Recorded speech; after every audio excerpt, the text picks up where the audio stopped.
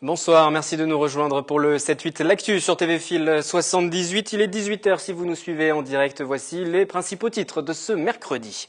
La grippe n'est pas une maladie anodine, surtout pour les personnes fragiles. Pourtant, l'an dernier, la couverture de vaccination n'était que de 50%.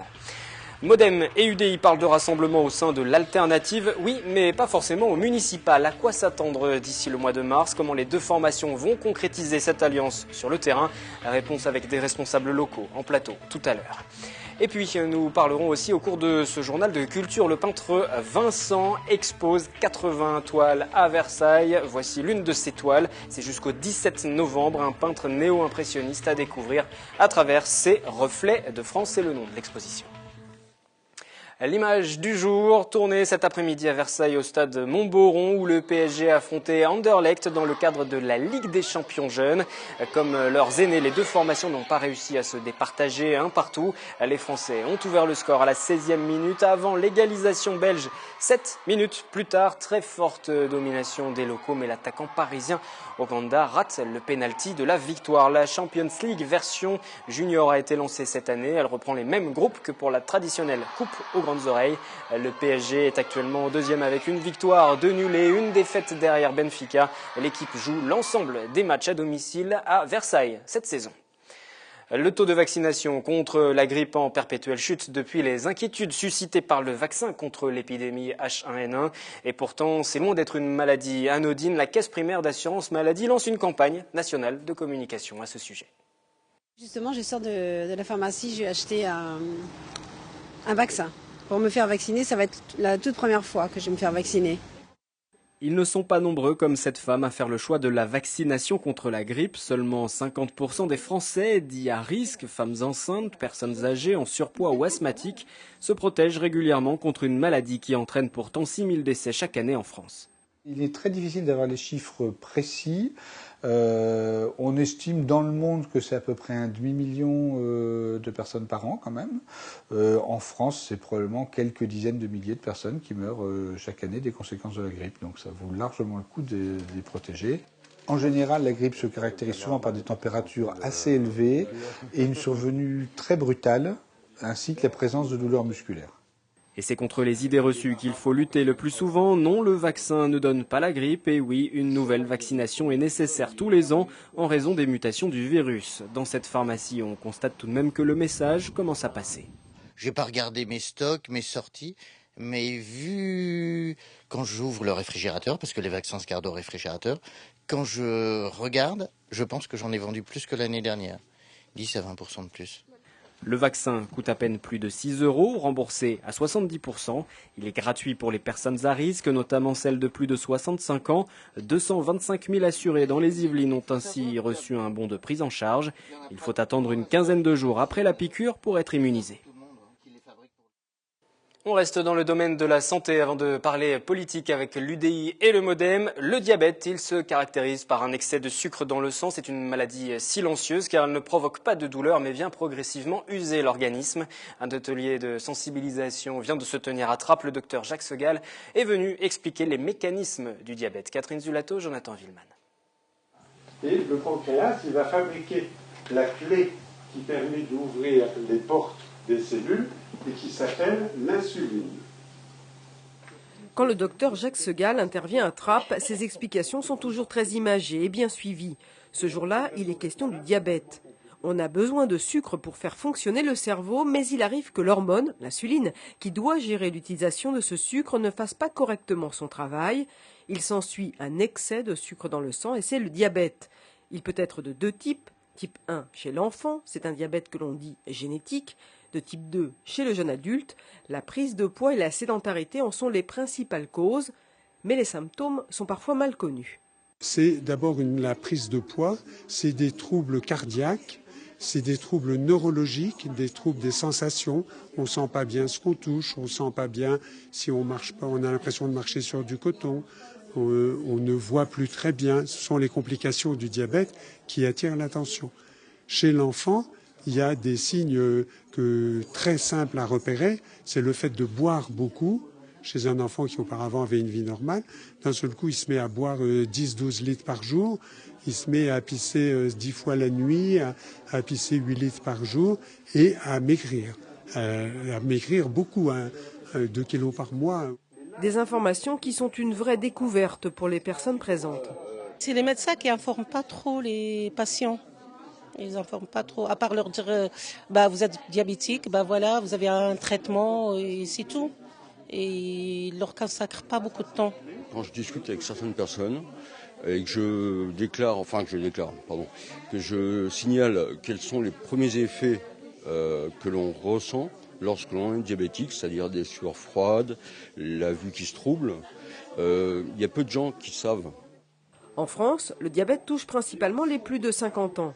Pour ce médecin qui officie au sein du Secours populaire, le diabète est également lié à la précarité.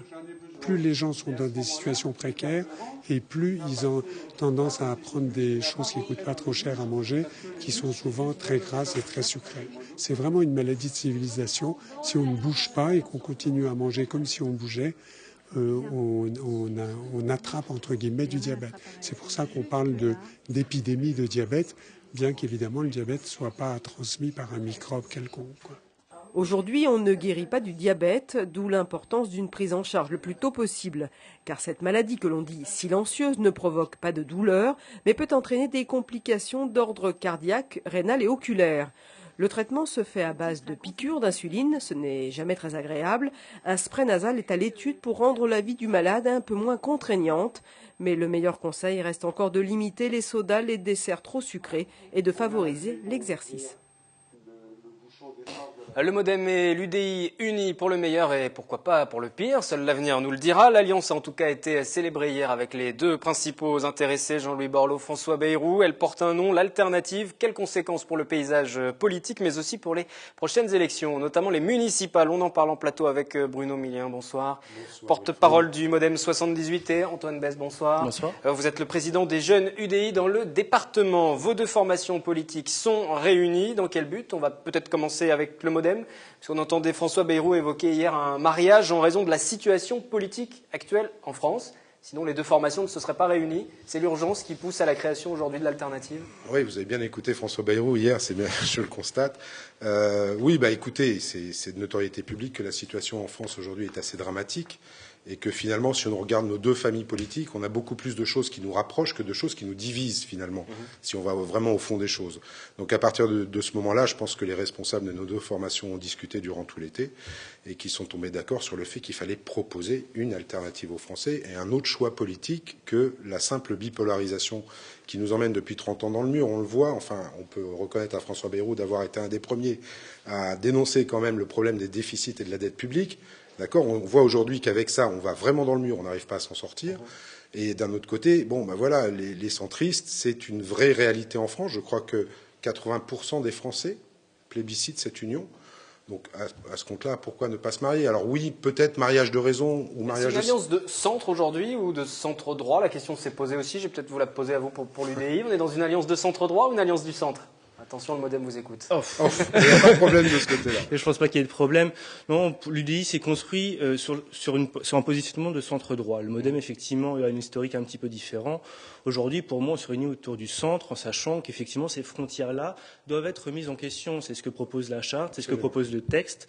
Et cette union se base là-dessus. Alors, ce n'est pas un nouveau parti politique, ce n'est pas une nouvelle formation politique. MoDem et UDI existent toujours, mais au final, est-ce que ce n'est pas ce qui va arriver, finalement, une seule formation, l'alternative?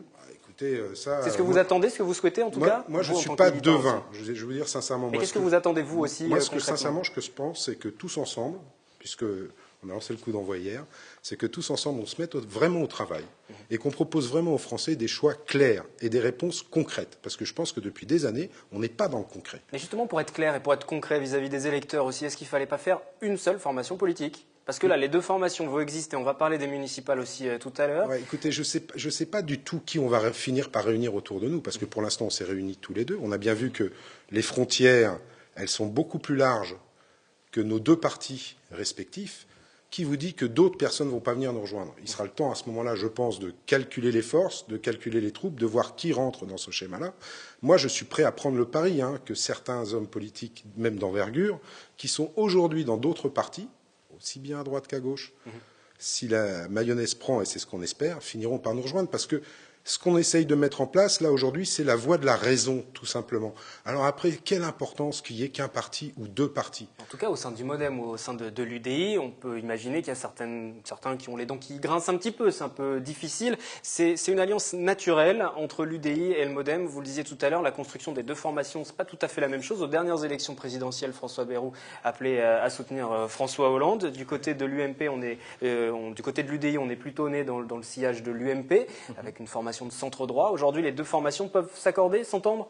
Elles s'accordent déjà sur les valeurs et sur les principes, que ce soit sur l'Union européenne, sur l'aspect réformiste de nos courants, mais d'un point de vue structurel, pas uniquement effectivement remettre en question à la marge certains principes qui nous régissent, la décentralisation effectivement aussi. Donc sur tous ces principes-là, nous sommes déjà d'accord depuis longtemps. Après, effectivement, nous avons eu des historiques différents. Mais les valeurs nous regroupent aujourd'hui et on avancera là-dessus. La cohérence se fera sur le long terme et sur le projet. C'est surtout là-dessus. Aujourd'hui, effectivement, savoir qui est un peu plus à droite, qui est un peu plus à gauche, je crois que franchement, les Français s'en fichent. Oui, on va en écouter quelques-uns de Français, justement, si vous le voulez bien. Que pensez-vous de cette union UDI-MoDem? Quelques réactions recueillies aujourd'hui à 50 ans en Yvelines. C'est un peu inéluctable et qu'ils jouent sur la tendance actuelle, à savoir que les gens sont insatisfaits de la politique de gauche et de la politique de droite. Donc du coup, c'est un peu le bon créneau. C'est des rigolos. Ils sont pas pires que les autres, à vrai dire. Mais je ne me promène pas beaucoup de leur rapprochement. Le mariage gay existe, donc ils ont raison. Ça fera peut-être exister le centre parce qu'il est quand même plutôt inexistant depuis quelques années, quoi. Mais à voir. C'est une bonne chose de telle manière à avoir une force complémentaire d'opposition. Enfin, dirais-je, parce que moi je suis centriste et je trouve donc très bien que le centre s'organise un peu. Pas beaucoup d'espoir. Ce pauvre François Bayrou, depuis le temps qu'il essaye de faire entendre sa voix. Le pauvre François Bayrou. On a tout entendu dans ce micro-trottoir. C'est aussi le mariage pour tous. Enfin, aussi, on a entendu. Au milieu de tout ça, quelle est votre réaction?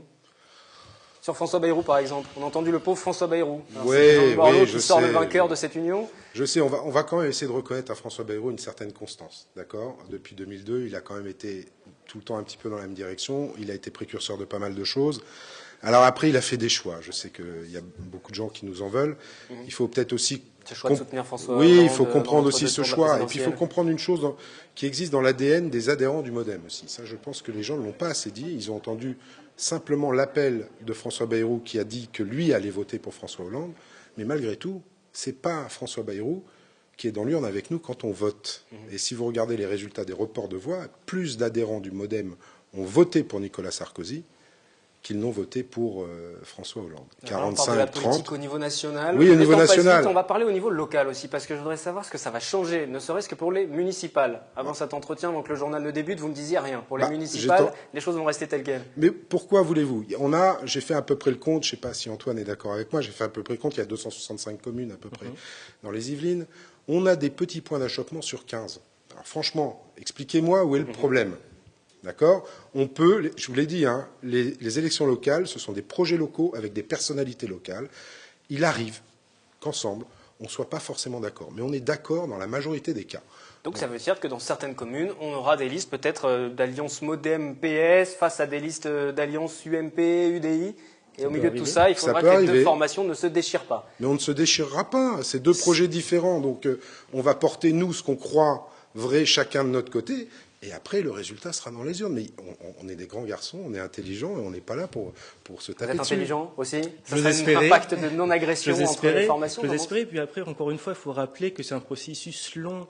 On revient de loin. Donc bon, on a une dynamique aujourd'hui au niveau national qui va petit à petit se répercuter au niveau local. Mais il faut aussi. Mais ça ne va pas perdre les électeurs de dire pour les municipales, voilà, il y a des alliances qui sont ce qu'elles sont parce qu'elles ont été conclues avant la création de l'alternative. Je suppose que les électeurs sont tout assez intelligents pour comprendre qu'effectivement, il existe des cas particuliers au niveau du territoire local. Ça me semble assez logique. En tout cas, la règle, c'est au MoDem les alliances qui ont été conclues avant la création de l'alternative avec le PS Il n'y aura pas de sanctions, écoutez, on va dire. Par contre, s'il y a des nouvelles alliances entre des élus MoDem et des élus PS à partir d'aujourd'hui, ce sera une exclusion du MoDem. C'est ça? Pour l'instant, non, j'ai pas reçu de Donc il consigne peut y avoir en de sens. nouvelles alliances. Pour l'instant, nous, on est clair. Hein, on a donné nos chefs de file déjà il y a 3 semaines. Il y a quelques temps. Donc tout le monde sait où on va. Donc pour l'instant, je vois pas pourquoi on rentrerait dans ce cas de figure. Et puis on n'a pas reçu de consigne du siège concernant ça. Donc voilà, encore une fois, laissez les élections locales là où elles sont, sur des projets locaux, avec des personnalités, des gens qui portent des projets au service des citoyens. Je pense que demain, si on veut redonner confiance aux Français en la politique, c'est sur le local qu'on le gagnera. D'abord. On va à présent échanger avec Pierre Le Guérinel, qui doit être en ligne avec nous. Bonsoir à vous. Bonsoir. Vous êtes l'un des membres fondateurs de l'UDI. Vous en êtes l'un des vice-présidents, conseiller municipal à Morpa, et vous avez été longtemps au MoDem aux côtés de François Bayrou. Vous avez quitté cette formation. Quel regard vous portez sur l'alliance, sur l'alternative qui naît aujourd'hui, ce rapprochement de ces deux formations? Ça va pas vous surprendre. D'abord, je me réjouis. C'est l'unité enfin retrouvée. Bon. Nous avions été un certain nombre à quitter le MoDem lorsque François avait fait voter, il avait déclaré qu'il voterait lui-même pour le candidat qui était François Hollande. Je lui avais clairement dit ce que j'en pensais, et ce qui s'est ensuite passé, malheureusement, a confirmé nos prévisions. C'est-à-dire que le comportement du Parti socialiste a été vis-à-vis de lui absolument indigne. Voilà. Donc je suis content que les diverses parties de la famille centriste se retrouvent. Ça ne veut pas dire que tout est réglé, mais c'est un bon début. Et pour les municipales, par exemple, les deux formations ne vont pas forcément s'entendre. Ce qui vous concerne, par exemple, vous êtes candidat de l'UDI sur la ville de Morpa, vous échangez avec le MoDem aujourd'hui? Attendez, je pense qu'un engagement, si on ne veut pas donner le sentiment une fois de trop aux Français qu'on fait n'importe quoi, il faut qu'il soit clair. Et évidemment, il porte sur les élections. Sinon, un parti politique, je ne vois pas très bien à quoi ça sert. Moi, ce que j'attends en tant que membre fondateur de l'UDI, et je pense que c'est légitime, c'est que partout où il y a des listes UDI, il y ait évidemment un commun accord avec le MoDem pour que ceux-ci marchent ensemble. Dès les municipales. Dès les municipales. Dès les municipales. Attendez, ça sert à quoi de signer un accord si c'est pour dire on le mettra en œuvre plus tard? Moi, je pense que les alliances politiques, les meilleures intentions, c'est comme les déclarations d'amour. C'est mieux quand il y a des preuves. On va peut-être faire réagir les invités qui sont autour de cette table. On entend Pierre Le Guérinel de l'UDI, qui était au MoDem avant, qui nous dit aujourd'hui l'alliance des municipales ça aurait été mieux. Bruno Millien, porte-parole du MoDem dans le département. Oui, bonsoir Pierre. Écoutez, oui, moi je suis assez d'accord avec vous sur le fond, c'est-à-dire qu'un mariage, il faut le célébrer, et il faut le célébrer par des actes. Maintenant, vous m'accorderez aussi la possibilité de dire que les municipales, c'est aussi des alliances locales avec des personnalités et des projets, et qu'on n'est pas forcément tout le temps d'accord entre nous. Pierre Le Guérinel, si vous souhaitez réagir. Non, je dis pas que ça m'amuse, mais ça me rajeunit. J'ai l'impression d'entendre le même discours que j'ai déjà trop entendu dans le passé. Le résultat, c'est qu'il nous a conduit à des années d'affaiblissement et parfois même de quasi-disparition. J'ai fini par accepter l'idée que moi-même, j'ai fait des erreurs. Voilà, je le dis clairement, j'ai fait des erreurs. J'ai cru que l'alliance sur des projets, c'était essentiel parce qu'intelligent. Je le crois encore, mais malheureusement, ça passe par une condition. Sinon, les citoyens n'y comprennent plus rien. Il faut être clair dans les alliances entre les uns et les autres. Qu'en pense un jeune militant de l'UDI, Pierre Le Guérinel? Je me permets de vous interrompre juste pour faire réagir aussi Antoine Besse sur la question. Et sur le principe, encore une fois, je crois qu'on est tous d'accord, mais entre ce qu'on souhaite et ce qui est les faits, le territoire, effectivement, il y a des divisions qui sont anciennes. Alors évidemment, moi je ne peux que souhaiter, partout où c'est possible, qu'il y ait union. Mais encore une fois, c'est quelque chose, à mon avis, en tant que militant, qui va demander du temps. Les militants, eux, sont prêts à le faire. Après, effectivement, c'est une histoire aussi d'hommes et de femmes d'un point de vue local, et ça demandera, à mon avis, un peu plus de temps. L'alternative est née, mais il faut encore attendre un peu, et on verra dans les prochaines semaines, les prochains mois, comment les choses vont évoluer. En tout cas, une chose est claire, pour les prochaines élections, que ce soit européennes ou présidentielles, ce sera des listes communes entre UDI et MoDem. C'est ce que prévoit la charte, en tout cas, ce qui est écrit, ce qui a été rédigé, présenté hier. Merci à vous deux d'être venus en plateau. Merci aussi à Pierre Le Guérinel qui était en ligne avec nous. Je vous en prie. On garde cette page politique ouverte encore quelques instants, juste pour évoquer la création d'un club de soutien à Manuel Valls dans les Yvelines. C'est à Conflans-Sainte-Honorine, plus précisément, sur l'initiative de Fanny Hervera, conseillère générale de ce canton. Ce club entend soutenir la politique du ministre de l'Intérieur. Pour celle qui se présente à la mairie de Conflans au nom du PS, elle évoque les analyses réalistes de Manuel Valls sur les problématiques actuelles.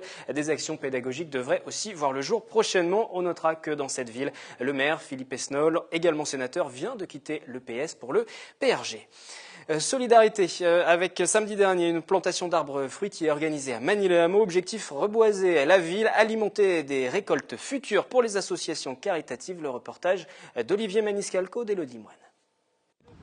Ce week-end, la mairie de Magny-les-Hameaux, en partenariat avec l'association Saint-Quentin en transition, organisait une plantation d'arbres fruitiers sous forme de chantier participatif. Une quinzaine de bénévoles étaient présentes pour aider à mettre en terre des pommiers, des cerisiers, des pruniers et des poiriers. Le but, former les participants à planter des arbres et organiser plus tard des récoltes au profit d'associations. L'objectif, c'est d'essayer de refaire de l'alimentation locale et gratuite. Donc en fait, on essaie de planter un maximum sur la commune. Ici, on est sur Magny-les-Hameaux parce qu'on a un partenariat avec la ville.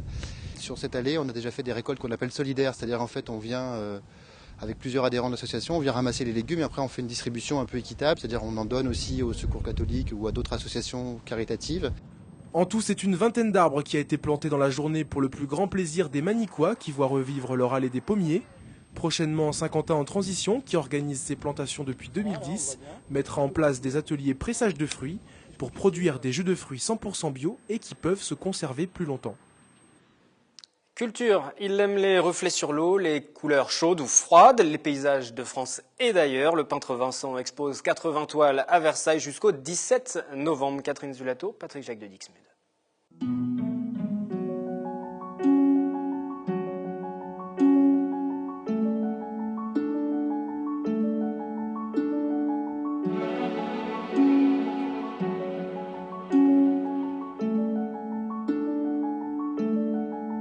Là, je voulais avoir quelque chose de sombre ici, pour avoir un reflet ici assez profond, pour faire au contraire mieux ressortir, si vous voulez, l'effet de lumière sur le mur jaune.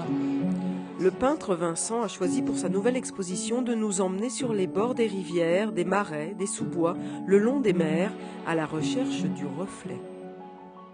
C'est tellement vivant, c'est tellement changeant, il y a toujours quelque chose de surprenant. Les reflets, c'est magique en fait, c'est complètement magique. Hein. Il y a des moments où j'arrive devant un endroit, je dis tiens, oui, c'est pas mal, et tout d'un coup il y a un petit rayon de soleil à travers la forêt, et c'est tout un univers qui se révèle et qui est enchanteur. Et pour trouver ce reflet, Vincent est cette fois resté en France. Il a arpenté les sentiers des ortillonnages d'Amiens et apprécié la douceur de la Dordogne pour capter des lumières différentes. Par exemple, la lumière d'automne d'Île-de-France, c'est une lumière très douce, très tamisée, à côté de la lumière du Midi, ou de la lumière de Bretagne, qui peut être d'une violence terrible après un coup de vent. Après la pluie, on peut avoir des lumières très fortes, très froides, et puis au contraire, des lumières très chaudes, très différentes. Ça change tout le temps. 80 toiles sont présentées lors de cette exposition, dont une soixantaine ont été réalisées cette année même, car l'homme est très productif. Bien inspiré, il peut peindre une huile en une journée, et cela fait 50 ans que ça dure.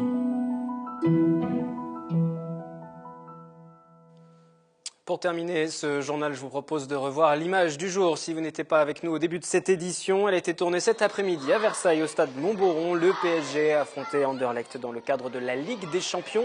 Version jeune, comme leurs aînés, les deux formations n'ont pas réussi à se départager un partout. La Champions League version junior a été lancée cette année. Elle reprend les mêmes groupes que pour la traditionnelle coupe aux grandes oreilles. Le PSG est actuellement deuxième avec une victoire, 2 nuls et une défaite derrière Benfica. L'équipe joue l'ensemble des matchs à domicile à Versailles cette saison. Je vous retrouve jeudi à 18h pour un nouveau point complet sur l'actualité. Il sera question de la mobilisation contre la hausse de la TVA dans les centres équestres ou encore de politique avec les municipales qui s'engagent pour les socialistes et pour les communistes également à Élancourt. Ce soir sur TV Fil, vous avez rendez-vous avec Aurélia Debussy pour le magazine culturel Kiosque. Excellente soirée.